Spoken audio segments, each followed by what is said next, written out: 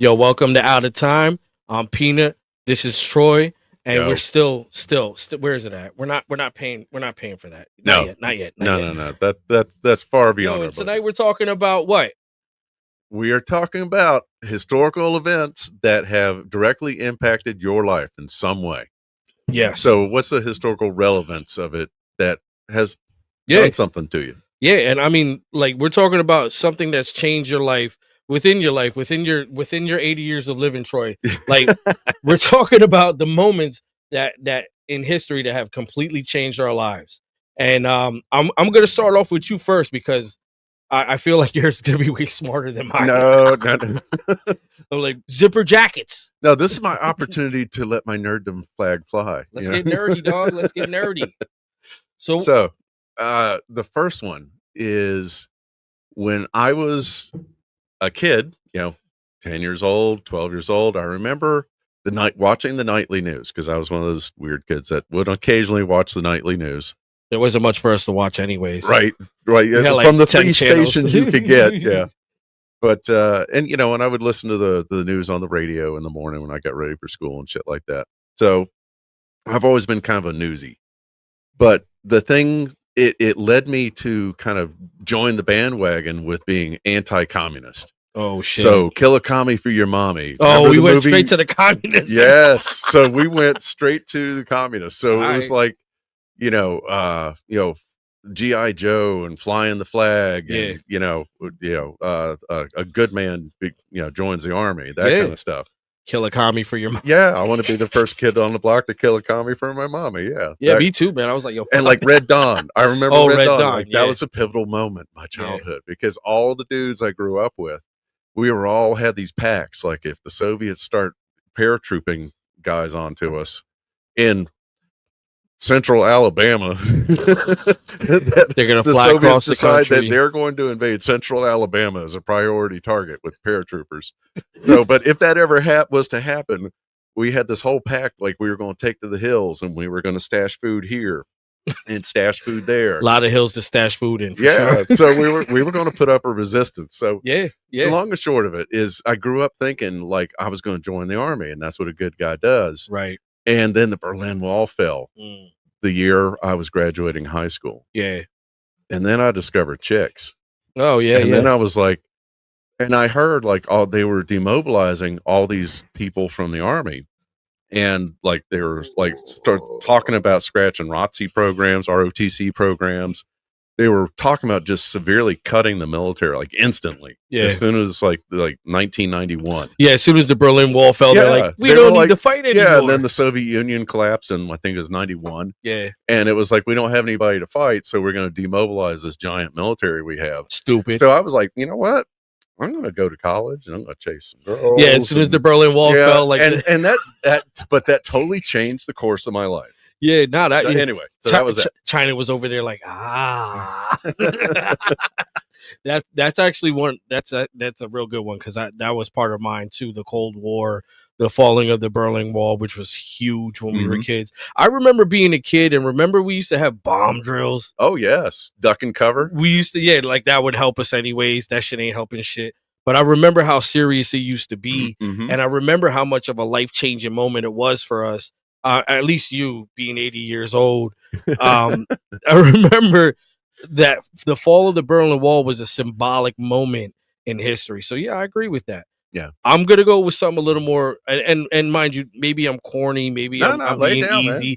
But I'm gonna go with 9/11, dog. Yeah, 9/11 to me was one of those moments where nothing was the same afterwards, and it kind of reminded me of the fall of Berlin, but on a different scale. Like we've shedded off this Cold War era, and then we've turned towards this terror era. Well, it was the war. The war on terror is what they're going to call that era in history. Yeah, the war on terror. So, but you're right. Like there, and I remember the George Bush speech. You're either the axis of evil speech. Yeah. You're either with us or you're against us. Yeah. And and that set off this whole new wave of isolationism. Yeah, 100%. That carries over to this day. Yeah, absolutely agree. And it's weird too, because terrorism is such a blurry word.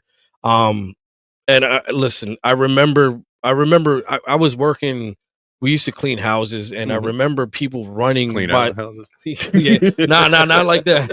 Not like that. But we were it was there. I had to say it. Timing is everything, and that was everything. So I remember people running by the windows and people acting like it was like the end of the world. And at this time, the towers were just on fire. So by the time we got to the news stations, and mind you, this is before phones computer phones. This is before all that. So you had to watch it or listen to it on the radio. And by the time we got to the moment where we were seeing the towers on fire, we witnessed those towers fall.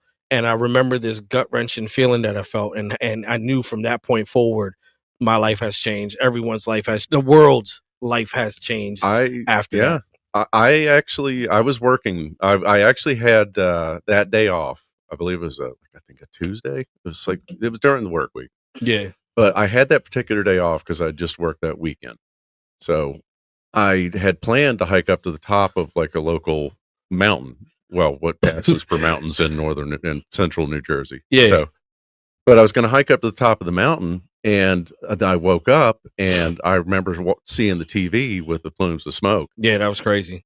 And I was like, oh, damn. Yeah. So I drove my ass straight out to that mountain. I keep binoculars with me in my truck. Yeah. So I climbed up. Of course you do. Why would you not? Alabama. The hills have eyes. You got to set up an OOP, you know? Or an OP. I'm thinking of songs. OPP. Anyway, yeah, anyway. You explained it. Yeah. Anyway. So I climbed up there and I could see like this ridge of smoke rise up on the horizon and then go down the coast. That's crazy. So I was like 30 miles away. So you were in Jersey when this happened. Yes. That's crazy. And I remember I think it was F-15s were flying overhead, screeching over. So I was like, they got interceptors up. Like, what the fuck? It was one of the first times too that I looked up at the sky and there was nothing. No planes, no helicopters, just stars. It was the first time I'd never seen a plane in the sky. It was the quietest sky ever. It was crazy. Here, before we move on to your next one, if the towers didn't fall, do you think it would be the same feeling? Say they were attacked. So. Because I think that I disagree. I respectfully disagree because Troy's going to punch me after this. No. So what I think is, honestly, I feel like if the towers didn't fall, like that impact of watching them fall, I think so really, catastrophic. Right. It was beyond anything that had come before because of the level of destruction. Absolutely agree. Yeah. So what's your next one? All right. So my next one has already slipped my mind. He's got a picture of his wife on his phone. He's like, Vicky.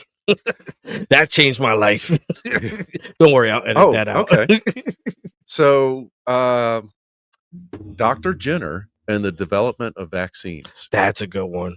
That's a real good one. So, this guy was a physician. There were some inoculation people that had kind of dabbled with it before, but this guy is like the man as far as the guy the granddaddy of inoculations, vaccinations, and stuff like that. Vaccination.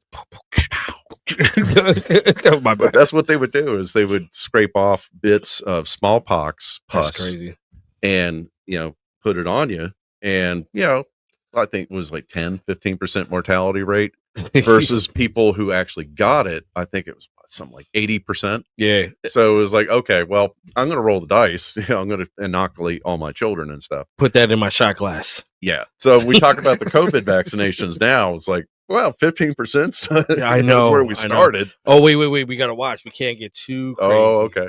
We're trying to get monetized eventually. So eventually we're going to stop. But what I'm saying is with the things that we find outrageous now, pale in comparison to where we started. Yeah, that's actually a really good point, man. Yeah. Really, really good point. I was going to, I was going to go penicillin, but I'm going to skip that for now. But no, penicillin's right there with it. I'm going to skip it because I don't want to stay on the same wavelength. Okay. But that was on my. But that set the medical field in motion to become much more professional and have Can you imagine higher survival rates? And I'm in the medical field. Yeah. So it hasn't appealed to me like, this is where we started. And that was not that long ago. Yeah. Nah, honestly, can you imagine being the first person and they're like, look, we're gonna scrape we're gonna scrape some of this plague off, we're gonna put it in your system, it's gonna help you. Will you do it? But you might die. How many my question is this, who did they test it on? I think it was it was like in Holland or somewhere. Oh shit. Oh no. This predates Nazis. I'm just fucking around. Yeah. 1796 is when he's credited with doing this.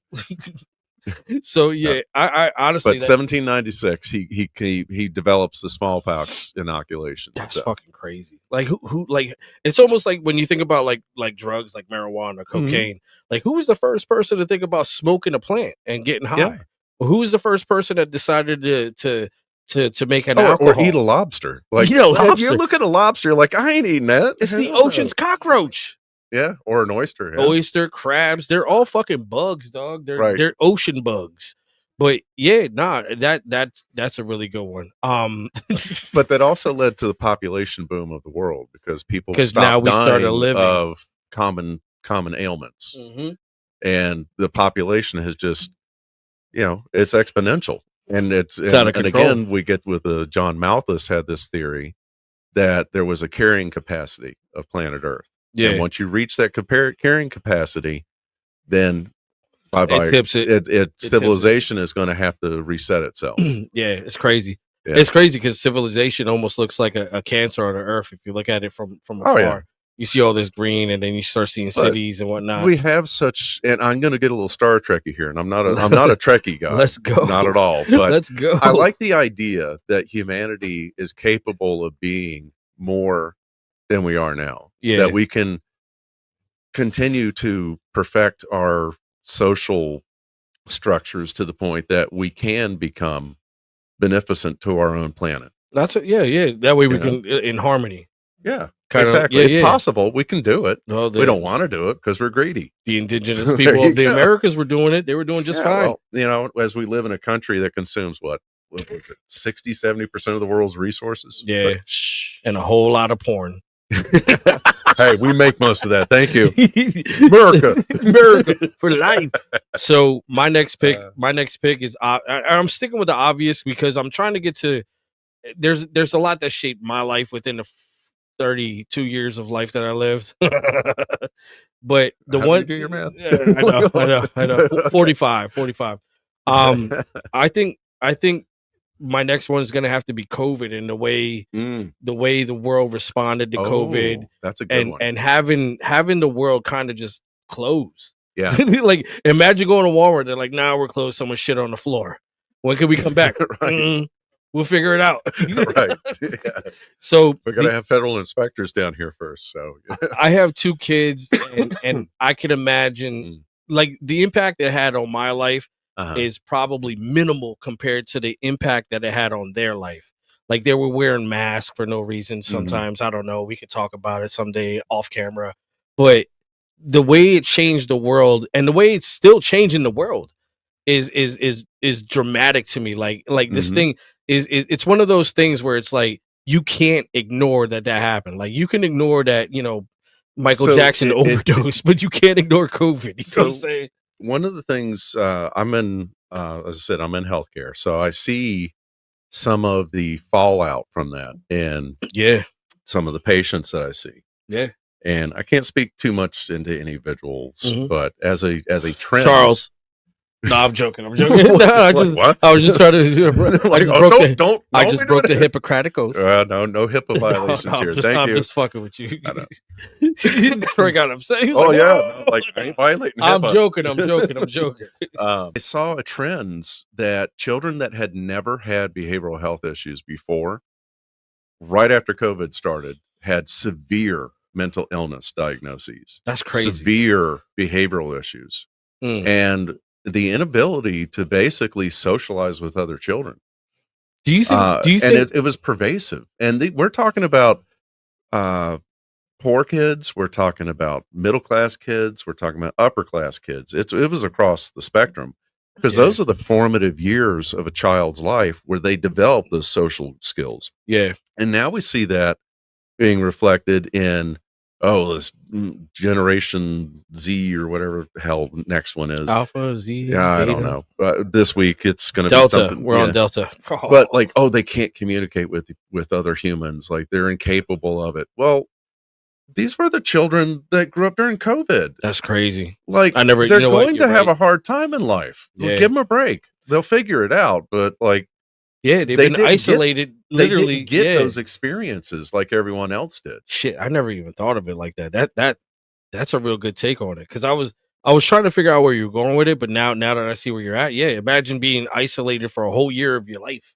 Plus in New Jersey, it was like 2 years. Jersey sucks. Yeah, no, I'm just joking. Jersey, you're cool. Yeah, I like the Devils. So good.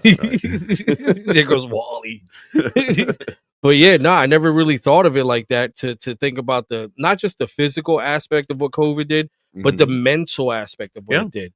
You know what? Yeah. Well, and that's and I'm going to get on my soapbox for a brief moment, and that's the problem with mental health in the United States, is it's disregarded. Like 100%. It's you're talking about your health, you're talking about your body, your lungs, your ABCs, you know, that even your skin. Yeah. But you're not talking about your mental health. Yeah. And your mental health ebbs and flows just like your body ebbs and flows. You get sick sometimes and you get in a little funk and you get out of it. Yeah. Actually, yeah, you're right. And then there's times where you start to develop an illness. Yeah. And it's a lot of, well, not all, but there are many mental illnesses which are inherited. Yeah. And if you get a trigger, that it's like alcoholism even. Oh yeah. Yeah. You know, if you get a trigger, then you're going to be drinking. Yeah. And you're going to have depression and things like that. And people ignore that. And especially in the United States. But I would like to see more acceptance of it. And I still see resistance to it even in the healthcare field. Yeah. I literally had nurses tell me, oh, that's a BH, behavioral health patient. You take them. I don't want them. Yeah. You know what? It's like, okay, I have no problem. I mean, they're a person like everyone else. But you still see that stigma even in the healthcare field. You know what? I 100% agree with you. I think mental health is one of the most overlooked things. And who does not have a family member, even a distant one, but someone that has committed suicide? Yeah. Yeah, 100%. There's always or has a substance abuse problem. Oh yeah, me. No, I don't have a substance abuse, but I can lean towards the alcoholism. Yeah, a little bit. But you recognize it when it's coming. So what do you do about it? I drink another one. Yeah, well, yum yum yum yum yum yum yum. This is maladaptive behavior. No, that's actually soda. I'm just joking. That was a prop. That's a prop. But yeah, I agree with you on that. Like, and honestly, to think about COVID and the mental health aspect of it, I don't mean to hijack the show. No. My agenda, it's something I never really thought about though. Like you think about the physical aspect of it, losing lives and people being sick and elderly people and young people and you can go into all kinds of different aspects of what COVID was, but no one ever really talks about the mental part. You did. Oh, you brought it up. I did. I did that. I did that. No, but that you're right. That's a keen observation. I think we've kind of brushed COVID aside. Like it didn't happen. Right. And it's like there's a legacy. There's a price to pay for that. You did something to the globe. Right. That has never been done before in history. A whole generation.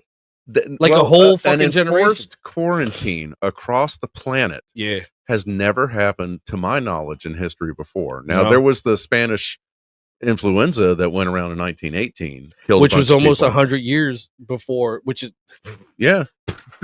which was almost exactly 100 and years. There's scientists and stuff that theorize like the Earth, deflowers itself. It deflowered itself, all right. Every so often.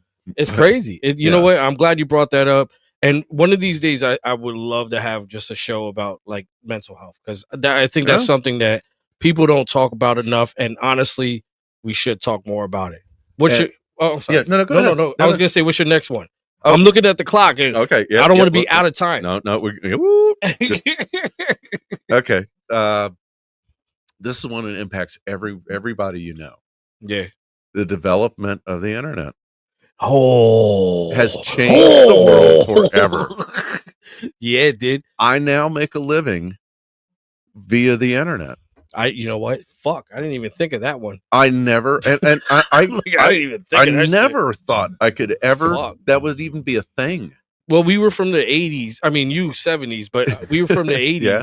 Like we used to play Donkey Kong and think the graphics were dope. So imagine now. Oh, remember when Sega came out? Oh, Sega. Yeah. Tasmanian Devil. Hell, Sonic. Yeah, Sonic the Hedgehog. And mind you, we were playing that with 2 controllers versus someone else right next to us. Right. And now we're playing against people from like Pakistan. Oh yeah.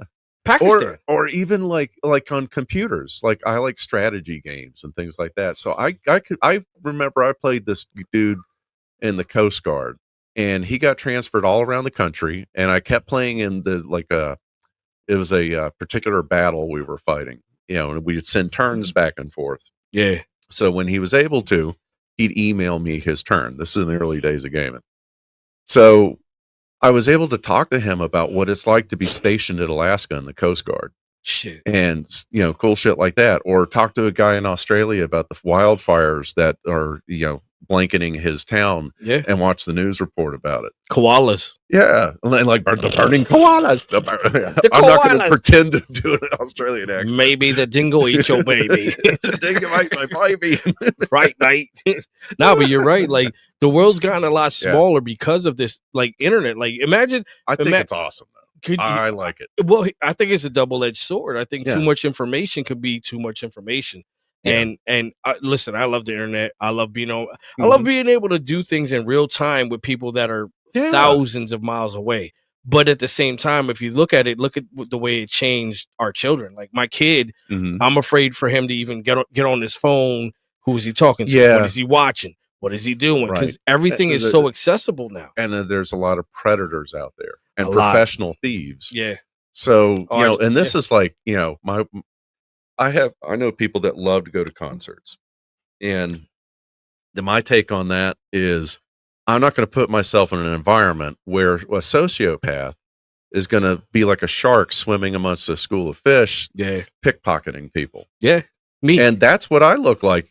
And that's how I regard being in a concert. Like I'm on guard. Like I'm not relaxing. And when you're using the internet and you're putting your personal stuff out there, you got to kind of think of it that way. Yeah, absolutely. Because there are people that prey on people on the internet. That's 100%. What they do for a living. 100%. So damn the internet. Fuck. But it's also really cool. But it's cool though. Like you can find out anything. Yeah. No, I'm in an instant. But that's the thing. With more information becomes more money, more problems. More information, more problems. Sorry, 1 second. That's gonna get edited out. That's not going on there. Or maybe it is. That might be vowels in there. You get extra points. Man. Maybe I could maybe I could auto tune it or something. Like, that could be like the intro to the show. We're out of time. Just put it on loop. Just peanut burping and auto tune. That's actually a really good one. I was gonna go with something different. But no, we don't have to do Brainiacs. Nah, you're right. Fuck that. This is about you. Like, what does it mean to you? So my next one, it's a crapshoot. So I got 2 more. So or wait, I got one more or 2 more. I don't care. We only got a certain amount of time, anyways. We're gonna finish up with these last 2. Okay. Yeah. So I'm gonna go. I was gonna go with the Challenger disaster. Okay. But I'm gonna steer clear of that for now because I was like 6 years old when that happened. I'm gonna go with the LA riots. When I seen the LA riots, it was a different. Now, mind you, I'm not bragging about this, but I'm from that era. I'm from poverty. I'm from this, but I've never seen anything from like the that. Proverbial. Yeah, I've never seen anything like that before. I've never seen a complete city, and it happened in Watts back in the days. It happened. It's always happened. But you hear about that, you don't see it. To live through the LA riots and seeing it literally like played as it's happening, it completely changed my life. I realized like, oh shit, like you think you're comfortable, but within a second, a fire can just change everything. So it basically what you're saying is it made you feel uncertain about the world. 100%. Like my world was so bottom could drop out at any moment. Correct. All it takes is one little thing, and not a little thing. I'm sorry. Let me rephrase that. All it takes is one thing to start that fire, and once that fire starts, man, I remember sitting at the TV waiting for that thing to stop. Like, yo, it's still going. it's still happening. But that's how riots do. Like you look at sociological studies of rioters and how riots form and how they happen and how they get perpetuated. Yeah. They get to a certain boiling point. Yeah. And then they're unmanageable. Oh, it's just fucking all out. And then it's just like this seething, rolling mass of just anger and destruction, you know? It was the most anger and destruction I've ever seen. I think I was like 12 years old at the time. And I remember watching this. And at first I'm like, all right, yeah. Within a week, I'm like, yo, they're still going. Oh, this is bad. And then I start thinking to myself, like, what happens if this happens over here? Yeah. Like, so what do we do? I'm not actually 80 years old. I may look 80 years old. I'm only a few years older than him. He's a good looking 80-year-old dude, man. You're good, man. It's all good. Own it. It's all swagger. It's all swagger. Own it. But anyway, no, but I remember thinking like this is some bad shit. Like you hear about like the French Revolution and the crowds rising up and killing the nobles and you know, then it became racialized. And I think that is one of the things that really, I think, set the tone for, I guess, not normalized race relations with blacks and whites. I think it pushed us so far. Like that. It polarized, I guess is the words I'm looking for. Yeah. It was a polarizing moment. Yeah, it was. And it became acceptable to be anti this or anti that. Yo, I just finished a sentence. Yeah. Yo, me and you, dog. But I did that. Yeah. But yeah, I agree with you on that 100%. Yeah. All right. No, that was a good one. And that was a defining moment. Was that a good one? That was a really good one. Oh shit. No, you don't need my approval, but no, that was a good, because it was a defining moment and it still marks our culture today. Like we never recovered from that. That's a scar. No, we haven't. You're right. You're right. All right, last call for alcohol. After this, we're out of time, dog. I didn't think I did 4. Didn't I? Did you? Did you not? No, I didn't. I skipped one. All right. Well, so what? All right, we'll do it real quick. How long do we have? We got 10 more minutes. Oh, we don't even need all that. Okay. So mine is the American Civil War. Right. So the American Civil War had a major impact in my life, you know, educationally, culturally, all that good stuff. So it was the first, because I grew up reading Peter Connolly's book, you know, and at the Roman army, and it was in my elementary school library. So I always had a thing for the Romans, like, right. You know, that Saturday Night Live skit where, what are you thinking about? The Romans. You know? Yeah. All right. So I was a little kid doing that. And then I started noticing like, hey, these units were from where I am right now. Like, and they went off to war and they fought in this battle and then that battle. You're talking about like regiments from like Alabama. Yeah. And so then I started learning about regiments from like Indiana and Illinois and you know, how they had cousins in the same regiments from across the border and stuff like that. So, but anyway, so I started learning everything I could about the Civil War as a, you know, a teenager. Right. And fortunately we moved to Manassas, Virginia, which had 2 of the big battles in the East. In my backyard, the Confederate Army encamped on the hill that my neighborhood was built on top of. So you played in that neighborhood that well, this is like my last end of the last high school I went to. So, but I was before I even arrived in Virginia, I was already enthralled with the Civil War. So you know, like that's my Disneyland. like Blackburn's Ford was right down the road, and that was crazy. Like, you know, they fought a little skirmish right there, like within a mile of my house. Damn. There was a railroad cut in my backyard that had that they had built to supply the Confederate Army from the local road depot. You're back there playing like tag, and I was like, "This is amazing." But the long and short of it is, I was like my last bit of high school and went